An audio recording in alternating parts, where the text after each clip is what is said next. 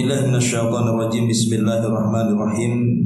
Huwallazi ja'ala lakumul arda dhalulan famshu fi manakibiha wa kulu mir rizqihi wa ilaihin nusyur. Dialah yang telah menjadikan bumi ini dhalulan, mudah bagi kalian. Famshu fi manakibiha, maka berjalanlah di segala penjurunya. Wa kulu mir rizqihi, dan makanlah dari sebagian dari rizkinya. Wa ilaihin nusyur, dan hanya kepadanya lah kalian kembali setelah dibangkitkan Allah Subhanahu wa taala.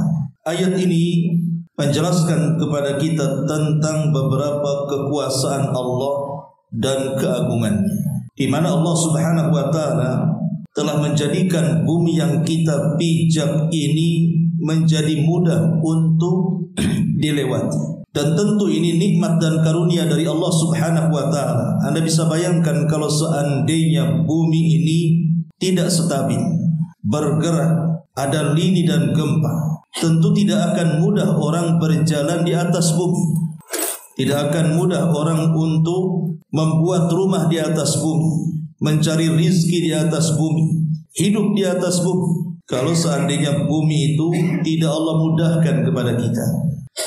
Tetapi Allah Subhanahu wa taala tundukkan bumi ini atas perintahnya untuk manusia. Makanya Allah mengatakan huwallazi ja'ala lakumul arda dhalulan. Dialah yang telah menjadikan bumi ini dzalul, tunduk mudah untuk kalian atas perintah Allah Subhanahu wa taala.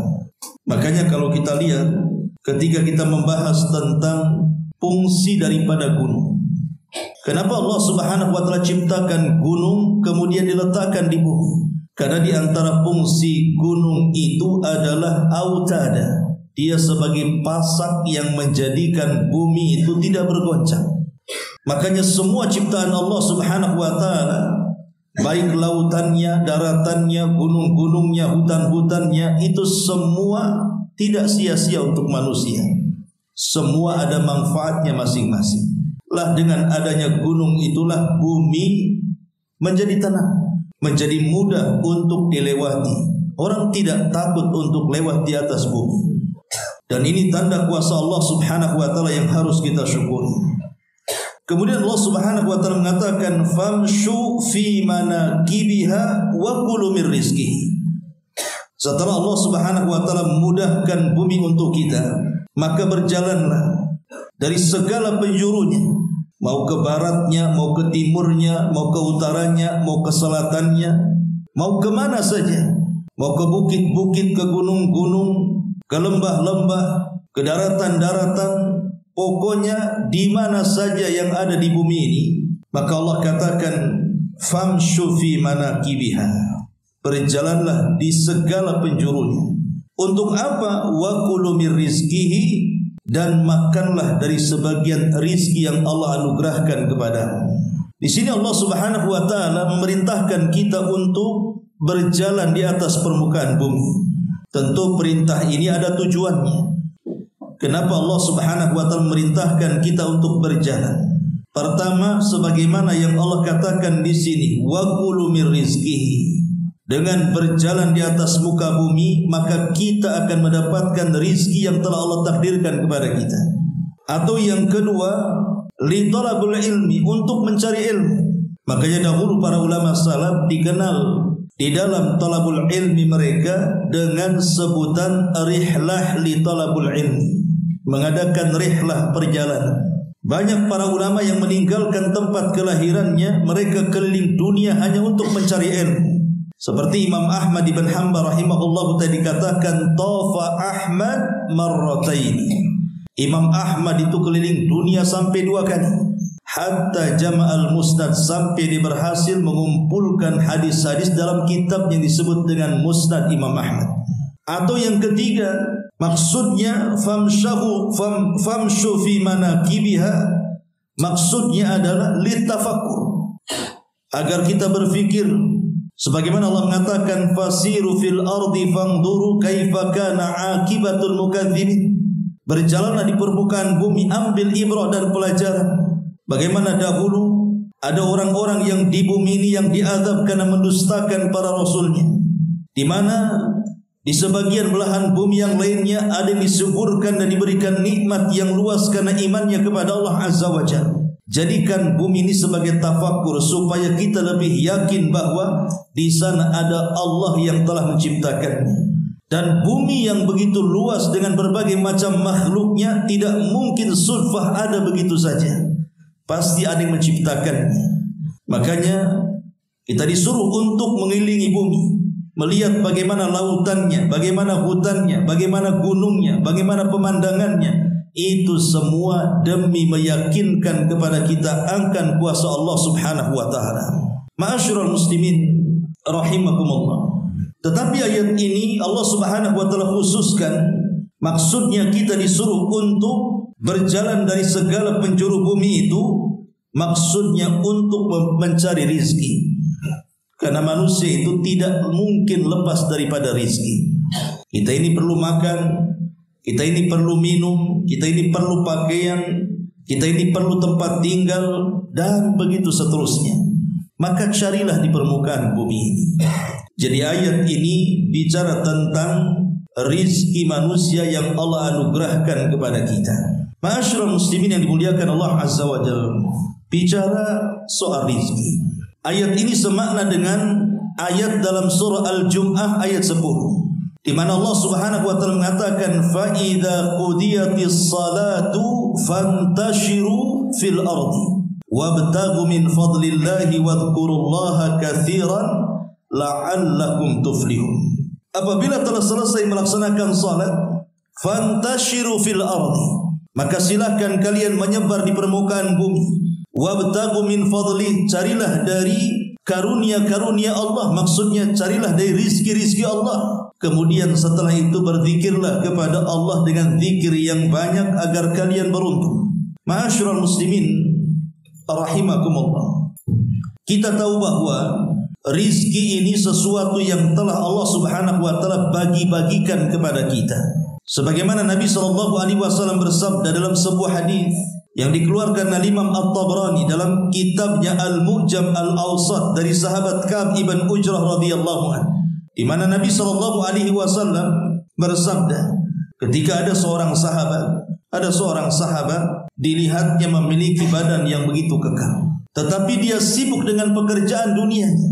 Maka salah seorang sahabat mengatakan di hadapan Rasul, "Ya Rasulullah, lau kana hadza fi sabilillah lakana khairan."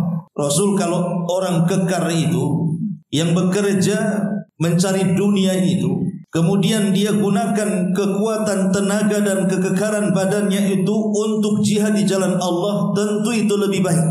Maka Nabi SAW mengatakan, "In kana kharaja yas'a ala waladihi sigharan fahuwa fi sabilillah, wa in kharaja yas'a ala abawaini shaykhaini kabiraini fahuwa fi sabilillah, wa in kana yas'a ala nafsihi ya'iffuha fahuwa fi sabilillah, wa in kana kharaja riya'an tafakhuran fahuwa fi sabili syaitan."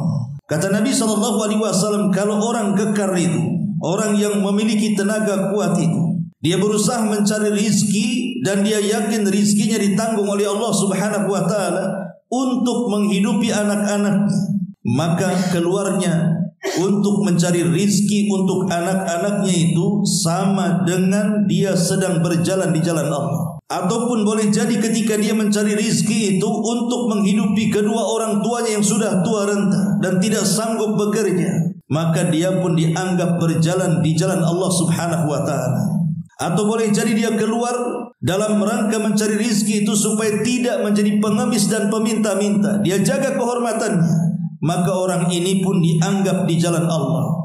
Tetapi kata Rasul, kalau seandainya dia keluar karena riya, karena sombong saja, karena hanya ingin membanggakan dengan rizkinya di antara manusia yang lainnya, fahuwa fi sabili syaitan, maka itulah baru di jalan syaitan.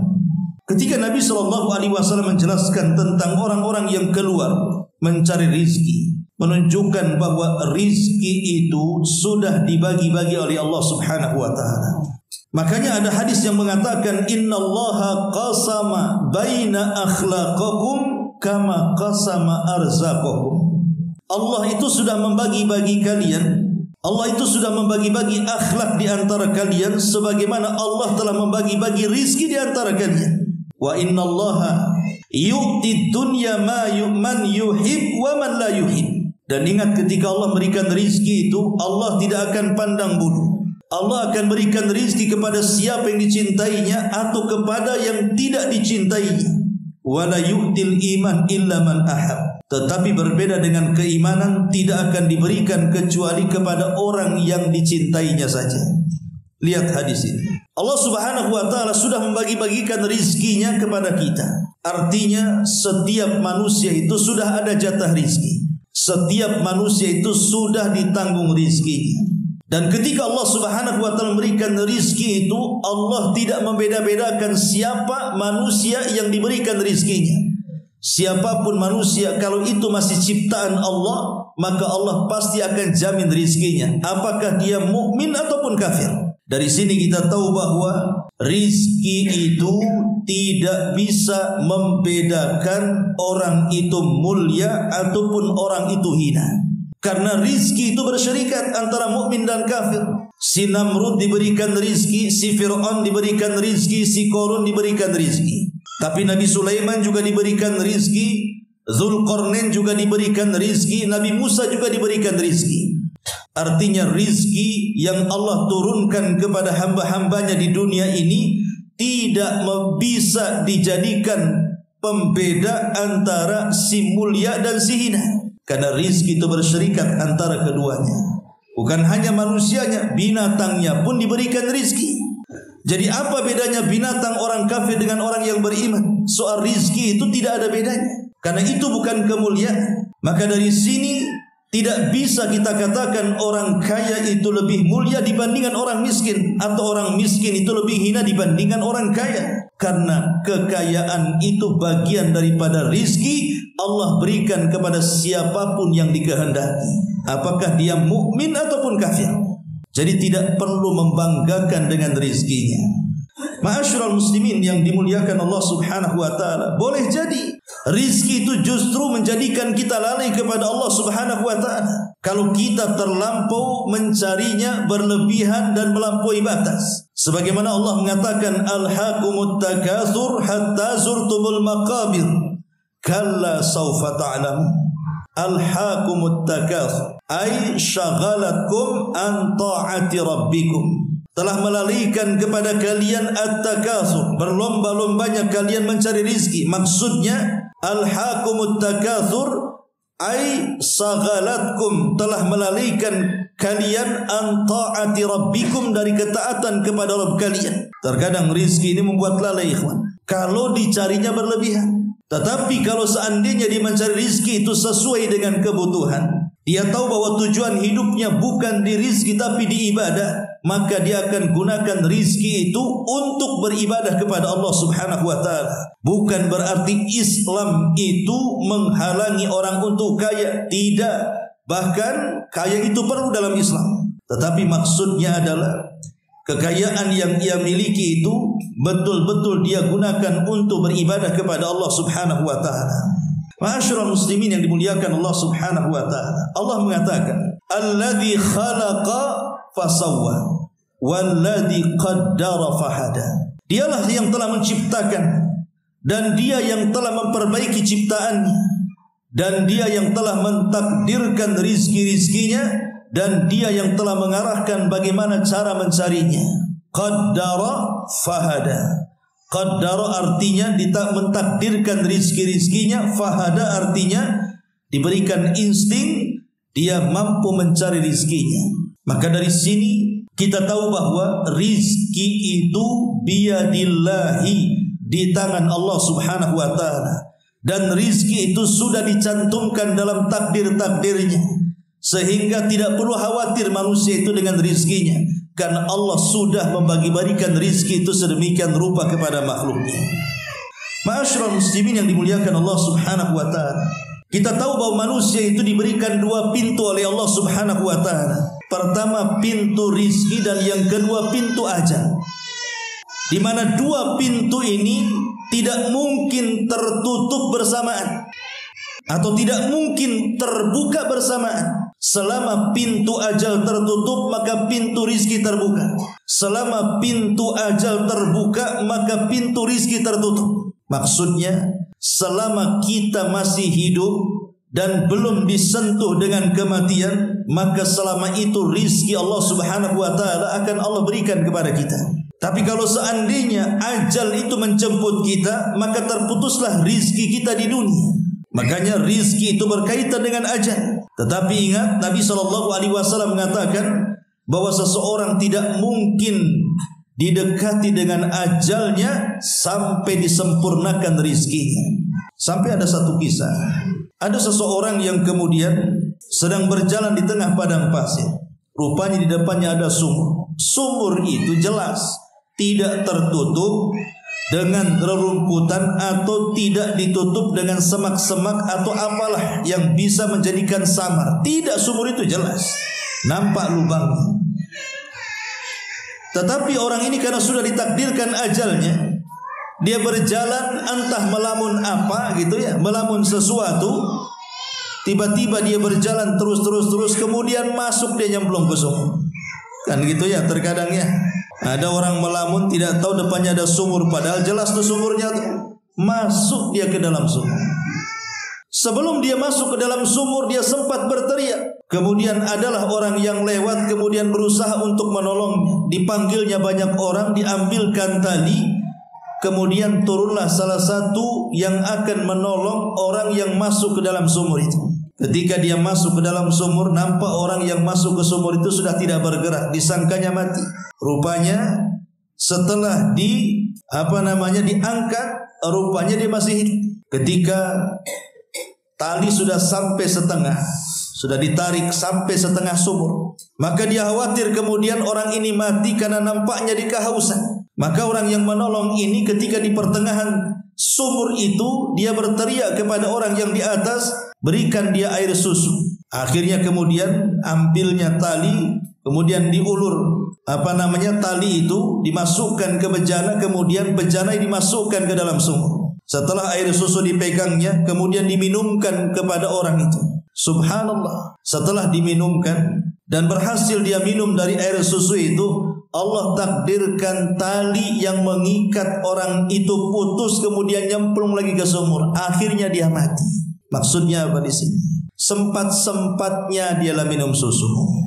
Itu maksudnya. Boleh jadi mungkin susu yang ia minum itulah rizki dia yang terakhir. Kenapa Allah tidak langsung matikan di awal saja? Kenapa disempatkan kemudian dia bisa minum susu? Karena tidak mungkin seseorang itu diwafatkan sampai disempurnakan rizkinya, itu maksudnya. Disempurnakan rizki dulu, disempurnakan dulu rizkinya, baru diwafatkan. Ma'asyiral muslimin yang dimuliakan Allah subhanahu wa ta'ala. Makanya rizki itu sangat erat kaitan dengan babul ajal, bab kematian. Selama kita masih hidup, maka pintu rizki itu terbuka. Tapi kalau kita sudah mati, maka terputuslah pintu rizki itu. Ma'asyiral muslimin yang dimuliakan Allah azza wa jalla. Dan kita tahu bahwa rizki itu ada dua macam. Ada yang disebut dengan rizkun nazil dan ada yang disebut dengan rizkun sa'id. Apa nazil, apa sa'id? Nazil itu artinya rizki yang Allah turunkan dari langit ke bumi. Sementara rizkun sa'id itu rizki yang kita naikkan dari bumi ke langit. Adapun rizki yang diturunkan Allah subhanahu wa ta'ala dari langit ke bumi, itulah yang disebut dengan rizkun madi. Rizkun madi itu ya yang berkaitan dengan makanan, yang berkaitan dengan minuman, yang berkaitan dengan kendaraan, yang berkaitan dengan tempat tinggal. Itulah rizkin madi yang kita bisa rasakan hari ini, di mana kita bisa hidup, kita bisa punya rumah, kita bisa punya kendaraan, kita bisa punya pakaian, minuman, dan tempat tinggal yang layak. Boleh jadi mungkin kebun yang luas, uang yang banyak. Itu disebut rizkun madi. Itulah rizki yang Allah turunkan dari langit ke bumi. Wa fis sama'i rizqukum, di langit itu ada rizki kalian. Kemudian yang kedua, rizkun sa'id, rizki yang dinaikkan dari bumi ke langit. Itu yang disebut dengan rizkun ma'nawi, rizki ma'nawi. Dia bukan dalam bentuk makanan, dia bukan dalam bentuk minuman, dia bukan dalam bentuk tempat tinggal, tapi dalam bentuk amalan, dalam bentuk iman, dalam bentuk ilmu, dalam bentuk amal saleh. Itulah rizki yang dinaikkan ke langit, di mana hasilnya tidak bisa kita rasakan di dunia, tapi nanti kita akan rasakan di akhirat, di mana dengan ilmu, iman, amal saleh itu Allah sudah sediakan sorga yang kenikmatannya tidak pernah dilihat mata, didengar telinga, terlintas dalam pikiran pun tidak bisa. Dari sini kita tahu bahwa rizki itu ada yang sifatnya maktu, ada yang sifatnya ghairu maktu. Rizki itu ada yang sifatnya maktu, terputus, hanya sebatas dunia saja. Tetapi di sana ada rizki yang ghairu maktu, tidak terputus hanya di dunia, tetapi sampai ke akhirat. Adapun rizki yang terputus, ya tadi terputus dengan kematian. Seperti makan, kalau sudah mati tidak akan makan lagi. Seperti minum, kalau sudah mati tidak akan minum lagi. Seperti tempat tinggal, kalau sudah mati akan ditinggalkannya. Seperti kendaraan juga sama, dan begitu seterusnya. Itu disebut maktu terputus, hanya sebatas dunia. Tapi rizki di sana ada ghairu maktu, tidak mungkin terputus. Seperti orang-orang yang bersedekah. Idza mata ibnu Adam inqata amaluhu illa min thalathin, sadaqatin jariyatin aw ilmin yuntafa'u bihi aw waladin salihin yad'ulahu. Apabila anak Adam meninggal dunia, maka semua terputus amalannya kecuali 3 perkara: sedekah yang mengalir, ilmu yang bermanfaat, anak yang mendoakan orang tuanya. Maka sedekah di dunia tidak akan terputus, pahalanya sampai ke akhirat. Atau orang-orang yang berperang di jalan Allah Subhanahu wa taala, yang kita sangka mereka mati dalam jihad, sebenarnya mereka tidak mati. Makanya Allah mengatakan wala tahsabanna alladziina qutilu fi sabilillahi amwatan bal ahya'in inda rabbihim yurzaqun. Jangan kau kira orang-orang yang mati di jalan Allah itu mereka mati. Tidak, mereka tidak mati. Mereka tetap hidup dan mereka akan terus diberikan rizki di sisi Rabb mereka. Itulah yang disebut dengan rizki ghairu munqati, rizki yang tidak akan terputus. Ma'asyiral muslimin, jamaah sekalian yang dimuliakan Allah Subhanahu wa taala, maka yang pertama kita harus meyakini bahwa rizki itu sesuatu yang sudah menjadi ketetapan Allah dan sudah dibagi-bagi Allah kepada hamba-hambanya. Yang kedua, ar-rizqu biyadi razzaq. Rizki itu ada di tangan yang memberikan rizki. Siapa? Allah. Makanya Allah mengatakan wa kulu mir rizkihi, makanlah dari rizki Allah. Makan dari rizki Allah. Ada seorang alim namanya Hatim Al-Asam. Hatim Al-Asam. Dia mengatakan ketika dia ditanya soal tawakal, kenapa begitu tawakal sekali hidupmu hai Hatim Al-Asam? Tidak pernah mengeluh, lisannya senantiasa dijaga, tidak pernah tasahud, artinya tidak pernah menolak takdir dan begitu seterusnya. Apa jawaban Hatim Al-Asam? Dia mengatakan, alimtu anna rizki la yakuluhu ghairi fatma'nantu bi nafsi, atau fatma'annat bi nafsi. Aku tahu rizki itu sudah takdir yang Allah takdirkan kepadaku. Karena aku tahu bahwa rizki itu kalau sudah ditakdirkan kepadaku, tidak mungkin selainku akan mengambilnya. Maka tenanglah hatiku dengannya. Jadi kita harus yakin rizki yang Allah anugerahkan kepada kita itu tidak mungkin salah alamat. Tidak mungkin malaikat yang menghantar rizki kepada kita ini mendapatkan alamat palsu. Pasti tepat alamatnya. Malaikat lebih tahu rizki kita dibandingkan kita. Kalau seandainya rizki itu sudah ditentukan Allah dan alamat rizki itu pasti tetap dan tidak mungkin salah, lalu apa gunanya kemudian orang hasad kepada rizki orang? Nggak ada gunanya. Karena rizki kita tidak mungkin diambil orang. Makanya aneh di masyarakat ini, kadang-kadang kita ini punya usaha dengan usaha yang sama. Mulai itu saling hasad, saling hasud satu dengan yang lain. Anggap saja umpamanya ada beberapa travel umroh umpamanya, atau travel haji. Masing-masing travel itu sudah ditentukan rizkinya. Lalu apa kalau sudah ditentukan rizkinya harus hasad kepada travel yang lainnya, sehingga memfitnah dan begitu seterusnya? Nggak ada gunanya. Sehebat apapun kita membuat makar untuk menghentikan rizki manusia, Rasul yang mengatakan, wa in istama'u ala an yadurruka bi syai'in la yadurruka illa bi syai'in qad katabahu Allahu lah. Kalau satu dunia berkumpul untuk mencegah rizki Allah kepadamu dengan cara hendak menimpakan madarat kepadamu, itu tidak mungkin terjadi kalau tidak dicatat di Lauhil Mahfuz. Tidak mungkin terjadi kalau tidak dicatat di Lauhil Mahfuz. Karena rizki manusia itu sudah ditentukan. Di pasar sama-sama jual bawang, yang sebelah jual bawang, sebelahnya juga jual bawang. Akhirnya saling menjatuhkan satu yang dengan yang lainnya.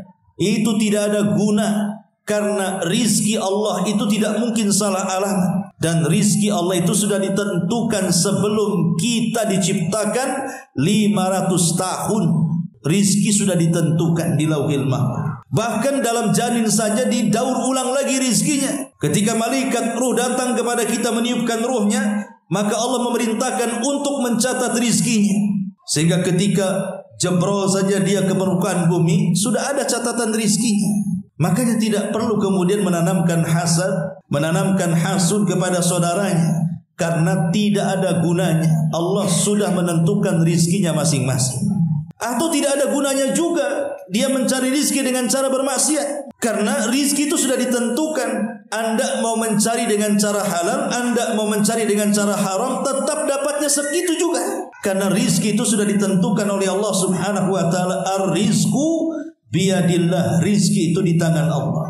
Kemudian yang ketiga, lan tamuta nafsun qabla an ta'khudha rizquha kamilan mukmalan la nuqsana fihi wa la ziyadata. Jiwa itu tidak mungkin mati, kata Rasul, sampai dia mengambil rizkinya secara sempurna. Karena rizki itu tidak mungkin dikurang dan tidak mungkin ditambah, pas sesuai dengan ketentuannya. Ma'asyiral muslimin yang dimuliakan Allah subhanahu wa ta'ala. Dan itu berdasarkan sabda Rasul, innahu la tamutu nafsun hatta tastakmila rizqaha wa in abta'a 'alaiha. Sesungguhnya jiwa itu tidak mungkin mati sampai disempurnakan rizkinya, walaupun lambat datangnya, tapi pasti akan disempurnakan rizkinya. Kemudian yang keempat, Allah tabaraka wa ta'ala qassamal arzaqa lil bashari walil jinni wad dawabi wat tuyuri wal asmaki allati taghusu fi a'makil bihar farazaqaha Allahu minnatan wa karaman minhu la wujuban alaihi bal hada min fadlihi wa karamihi wa ataihi jalla fi'ula fallahu yu'ti man yasha wa yamna amman yasha. Allah itu sudah membagi-bagikan rizkinya kepada manusianya, kepada jinnya, kepada binatang-binatangnya, sampai kepada burung-burungnya, sampai kepada ikan-ikannya, dan kepada seluruh makhluknya. Ketika Allah memberikan rizki kepada itu semua, itu dalam bentuk minnatan wa karaman, dalam bentuk nikmat dan kemuliaan. Jadi Allah itu ketika memberikan rizki kepada kita itu dalam bentuk nikmat dan kemuliaan. Dan Allah memberikan rizki kepada siapa yang dikehendaki dan kepada siapa yang tidak dikehendaki. Sebagaimana Allah subhanahu wa ta'ala memberikan kekayaan kepada siapa yang dikehendaki dan tidak memberikan kekayaan kepada siapa yang tidak dikehendaki. Jadi Allah subhanahu wa ta'ala itu sudah membagi-bagikan semuanya. Dan sesuai dengan kadar manusia. Kenapa si anu kaya, kenapa si anu tidak. Kenapa si anu dimudahkan rizkinya, kenapa si anu tidak dimudahkan rizkinya. Di balik itu ada hikmah. Diketahui atau tidak, itu pasti ada kebaikan di dalamnya, yang disebut dengan hikmah Rabbani. Boleh jadi si miskin itu tetap dimiskinkan dan tidak menjadi kaya, sebab kalau dia kaya bisa saja dia melampaui batas. Atau mungkin di sisi lain si kaya itu tidak pernah miskin dan tetap kaya, sebab kalau dia miskin mungkin didekatkan dengan kekufurannya. Atau boleh jadi si sakit itu tidak disembuh-sembuhkan. Boleh jadi kalau dia sembuh akhirnya dia maksiat lagi. Atau boleh jadi orang-orang yang sehat itu tidak diberikan sakit lama. Boleh jadi kalau sakit dia putus asa. Dan begitu seterusnya. Di situ ada hikmah Rabbani namanya. Ini yang keempat. Yang kelima, kun ala yakinin qawi annallaha razikuka. Jadilah hamba yang punya kekuatan, keyakinan yang kokoh bahwa Allah itu pasti akan memberikan rizki kepada. Walaupun umpamanya diakhirkan oleh Allah, tapi yakinlah bahwa rizki itu akan datang. Dan rizki itu kan jenisnya dua, ikhwan. Ada yang memang rizki itu dalam bentuk hibatullahi alaina. Memang Allah memberikan hibah kepada kita tanpa dicari pun Allah sudah kasihkan rizkinya kepada kita. Tapi ada rizki itu yang sifatnya muktasab, harus dicari. Seperti mamanya oksigen yang kita hirup, itu hibah dari Allah. Tidak perlu kita sibuk mencari-cari angin supaya kita bernafas. Allah sudah kasih tuh angin, hari-hari kita bisa bernafas dengan angin itu. Itulah hibah dari Allah. Atau badan yang ada pada diri kita, ketika mata kita bisa melihat, telinga kita bisa mendengar, lisan kita bisa bicara, akal kita berfungsi, tangan kita dan kaki kita masih bergerak dan begitu seterusnya. Itu semua rizki pemberian Allah. Tetapi di sisi lain juga ada rizki yang muktasab sifatnya, harus dicari. Itulah seperti makanan, minuman dan begitu seterusnya. Ya kita harus mencarinya. Tetapi kita yakin bahwa rizki itu pasti sudah disediakan, tinggal mencarinya saja. Kemudian juga yang nomor 6, sayahsulu kullu insanin ala rizki fala yadfauka ibta'a rizki ila maksiatillah fa innama indallahi tahsulu alaihi bi ta'atihi la bi maksiatihi. Setiap manusia harus yakin dengan rizkinya. Maka tidak boleh seseorang itu karena lambat rizkinya akhirnya dia bermaksiat kepada Allah. Jangan. Karena rizki itu sudah ditentukan. Sehebat apapun kita maksiat dalam mencari rizki, kalau sudah ditentukan rizkinya tidak mungkin bertambah pas adanya. Seperti yang sering saya contohkan dalam kisah Ali bin Abi Thalib. Ketika ada seorang pengemis datang mengetuk rumah Ali bin Abi Thalib, kemudian Ali menjanjikan akan memberikan 400 dirham kepada pengemis itu. Maka pengemis itu nunggu di depan rumah Ali. Ali pun sibuk mencari 400 dirham. Dia lupa naruh di mana tuh uang tuh. Karena lama dalam rumah mencari uang, tidak ketemu-ketemu. Pengemis ini sangkaannya Ali ini hanya main-main saja. Jangan-jangan PHP saja dia itu. Karena kelamaan bosan dia. Akhirnya dia pergi. Sebelum pergi, dia sempat ke kandang kudanya Ali. Dicurinya pula pelana kuda itu, kemudian pergi. Akhirnya setelah orang ini pergi mencuri pelana kuda, uang 400 dirham itu ketemu. Setelah ketemu, buru-burulah Ali kemudian keluar. Rupanya si pengemis tadi sudah tidak ada lagi. Yang ada justru pembantunya teriak-teriak dan mengatakan, telah dicuri pelana kuda kami wahai Ali. Maka Ali bingung. Akhirnya Ali mengatakan, ya sudah, di tanganku ada 400 dirham, ambillah, carilah pelana kuda yang baru. Tadinya aku mau ngasih ke pengemis, tapi dia sudah tidak ada. Maka sang pelayan Ali ini kemudian pergi ke pasar. Di pasar ada pula orang yang jual pelana kuda. Setelah tawar 400 juga harganya. Kemudian dia pulang, hendak memberikan pelana kuda itu kepada Ali. Ketika Ali melihat pelana kuda itu, Ali bertakbir dan mengatakan, Allahu Akbar. Ini kan pelana kuda kita, katanya. Kau beli dari mana? Akhirnya kemudian pelayannya mengatakan, aku beli pelana ini dari orang yang seperti ini ciri-cirinya. Kata Ali, subhanallah, itu kan pengemis tadi, katanya. Kenapa dia bisa mencuri pelana kuda kita? Tapi kata Ali radhiyallahu mengatakan, demi Allah, kalau seandainya pengemis tadi mau sabar, maka dia akan mendapatkan uang 400 dirham itu dengan cara halal. Karena saya akan mengasihi dia sesuai dengan kebaikan saya kepadanya. Tapi karena dia tidak sabar, dia curi pula pelana kuda, tetap hasilnya 400 dirham. Lalu apa bedanya? Dia mencuri dapat 400, kalau dia sabar dapat 400 juga. Makanya Ali mengatakan kalau dia sabar, dia akan mendapatkannya dengan cara halal. Tidak sabar, akhirnya dia mendapatkannya dengan cara haram. Ya. Jadi sabar sajalah, karena rizki itu sudah ditetapkan. Ini yang ke-6. Kemudian yang ke-7, indama yata'allaqu qalbul muslim bi khaliqihi. Ketika hati seorang muslim itu terpaut dengan sang penciptanya. Kemudian wa yudriku annahu razikuhu, dan dia tahu bahwa Allah lah yang memberikan rizki kepadanya. Yartah fikrahu wa tahda nafsuhu. Yartah fikruhu wa tahda nafsuhu. Maka pikirannya akan tenang dan jiwanya juga akan senang. Fala yandur bihasadin ila ghairihi wa yasbir ala aqdarillahi azza wajalla.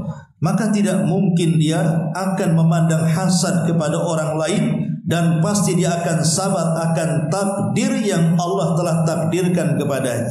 Inilah sifat seorang muslim. Jadi kalau kita sudah tahu bahwa rizki itu di tangan Allah, bahwa Allah sudah membagi-bagikan rizkinya dengan sangat adilnya kepada kita, maka kalau kita yakin, keyakinan ini akan membawa ketenangan, maka jiwa kita akan tenang, pikiran kita juga tidak akan melayang, pasti akan tenang.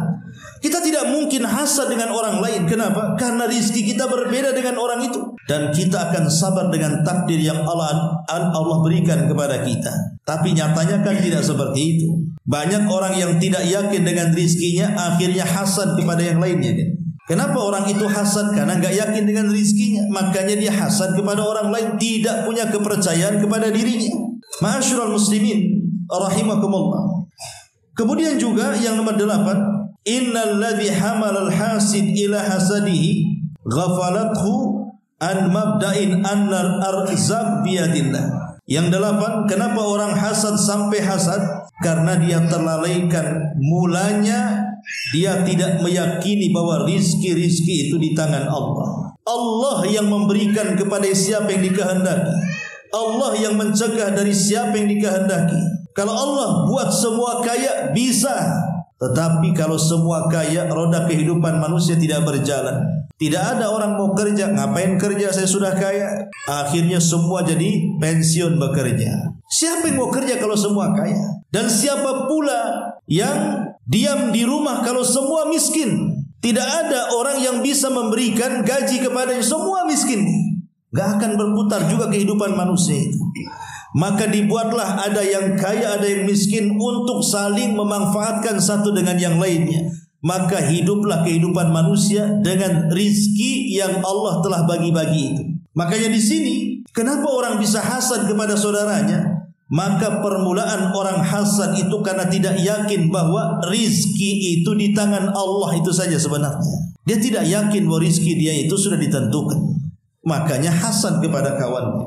Kemudian yang ke-9, in abta alaikum rizqukum fala taktaru wala tayasu wa'lamu annahu atikum la mahala. Kalau seandainya Allah takdirkan lambat rizkinya kepada kalian, jangan putus asa. Ketahuilah bahwa rizki itu akan segera datang dan mustahil akan tercegah. Sekali lagi ini juga harus ada keyakinan bahwa kalau seandainya kita sudah berusaha bekerja ke sana kemari tapi tak kunjung juga mendapatkan hasilnya, sabar. Berarti rizkinya belum turun. Harus sabar, terus dicari dan dicari.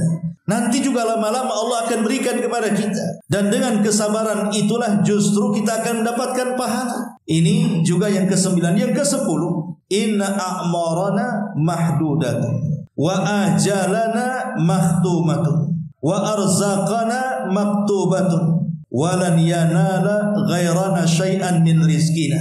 Ingat, umur kita ini terbatas. Ajal kita ini dipastikan datang.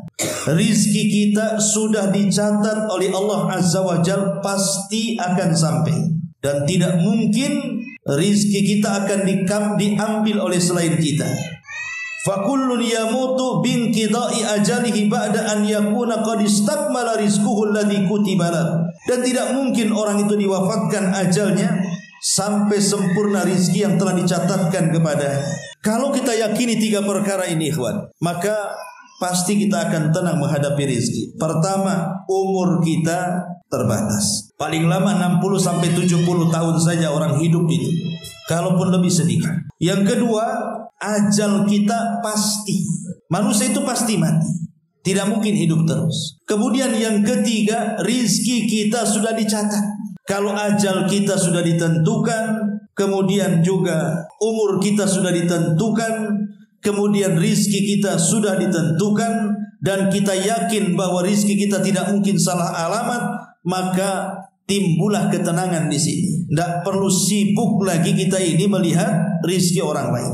Kemudian yang ke-11, Ar-Razzaqu subhanahu wa ta'ala yatawalla taqsimal arzaq. Jadi Allah itu dialah yang punya kuasa membagi-bagikan rizki kita. Faqad kataba arzaqal ibad fis sama. Karena Allah sudah mencatat rizki-rizki hambanya itu di langit.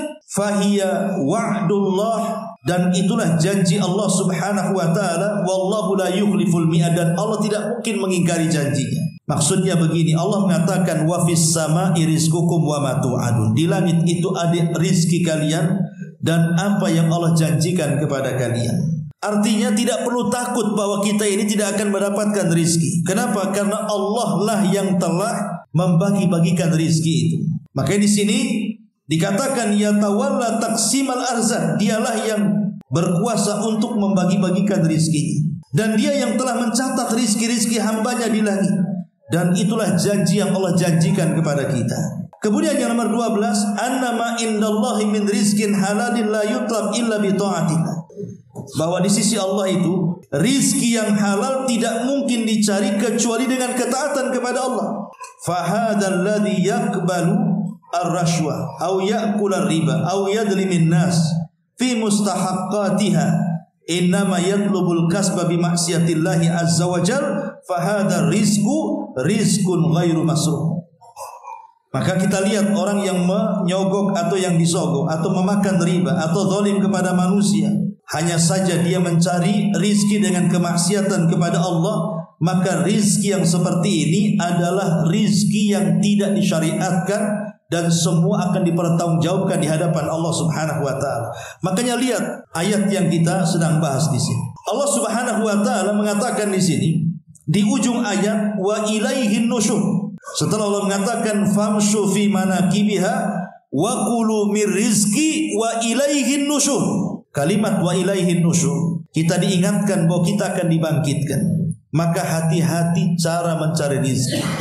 Karena manfaat dibangkitkan itu adalah untuk mempertanggungjawabkan tentang rizki yang kita cari. Makanya kenapa Nabi SAW mengatakan bahwa kaki anak Adam ini tidak akan bergeser di titian sampai ditanya 4 perkara kan? Salah satu yang ditanyakan oleh Allah kepada kita adalah tentang harta. Dari mana kau dapat, kemana kau belanjakan? Dari mana kau dapat, kemana kau belanjakan? Karena manusia dalam mencari rezeki itu terbagi menjadi 4 kelompok. Pertama, ada orang yang mencari rezeki dengan cara yang halal tapi dibelanjakan ke yang haram. Contoh, dia bekerja banting tulang dari pagi sampai kemudian sore hari, betul-betul halal. Dia bekerja di PT ini dan itu. Tapi setelah datang gajian bulanan, dia gunakan uang gajian itu untuk maksiat. Dia gunakan untuk mabuk, dia gunakan untuk zina, dia gunakan untuk hura-hura. Itu namanya dari mana kau dapat benar, tapi kemana kau belanjakan itu salah. Artinya selamat dari pertanyaan yang pertama, tidak selamat dari pertanyaan yang kedua. Yang kedua, ada sebaliknya. Dia mencari rezeki itu dengan cara haram, tetapi dibelanjakan ke yang halal. Umpamanya, dia ingin memberikan makan anak istrinya, tapi tidak bekerja dengan cara yang baik. Malah dia kemudian nyopet, kemudian dia nyuri, kemudian dia rampok, kemudian dia korupsi, dan begitu seterusnya. Caranya haram, tapi dibelanjakan ke yang baik. Dibelikan susu untuk anaknya, dibelikan makan untuk istrinya. Terkadang dia infakkan pula untuk pembangunan masjid, pesantren, dan lain sebagainya. Maka ini pun salah. Karena Allah itu jamil, Allah itu indah, tidak mungkin menerima kecuali yang indah-indah. Walaupun niatnya baik untuk pembangunan masjid, tetap Allah tidak akan terima. Kenapa? Karena Allah itu baik, tidak menerima kecuali yang baik-baik kan begitu. Makanya yang kedua pun dia selamat dari yang pertama, dia selamat dari yang kedua, tapi tidak selamat dari yang pertama. Selamat kemana kau belanjakan, tidak selamat dari mana kau dapat. Kemudian yang ketiga, ada orang yang mencari rezeki itu dengan cara haram, kemudian dibelanjakan ke yang haram. Ini kuadrat dosanya. Dia cari rizki dengan judi online, dapat dia ratusan juta. Sudah dapat, rupanya untuk mabuk. Itu namanya kuadrat. Dia carinya dari judi, dibelanjakan untuk mabuk. Itu namanya kuadrat namanya. Sudah dua-duanya kena tuh. Dari mana kau dapat kena? Kemana kau belanjakan kena lagi. Ini dosa. Lalu yang seperti apa yang benarlah yang terakhir? Dia berusaha mencari harta dengan cara yang halal. Berarti betul tuh dengan pertanyaan yang pertama, dari mana kau dapat? Dari yang halal. Kemana kau belanjakan? Ke yang halal lagi. Itulah yang kita mau. Ketika kita mencari rizki itu betul-betul kita mencari dengan cara yang halal dan dibelanjakan ke yang halal, supaya kita selamat dari pertanyaan min aina iktasabahu wa fima anfaqahu. Dari mana kau dapat? Kemana kau belanjakan? Maka kita akan selamat, sehingga Allah tutup ayatnya dengan wa ilaihin nusyur, dan kepada Allah lah akan dibangkitkan. Sehingga rizki yang kita cari di dunia itu dapat dipertanggungjawabkan di hadapan Allah Subhanahu wa ta'ala. Wallahu a'lam bishawab. Ini diantara tafsir singkat dari surah Al-Mulk ayat 15.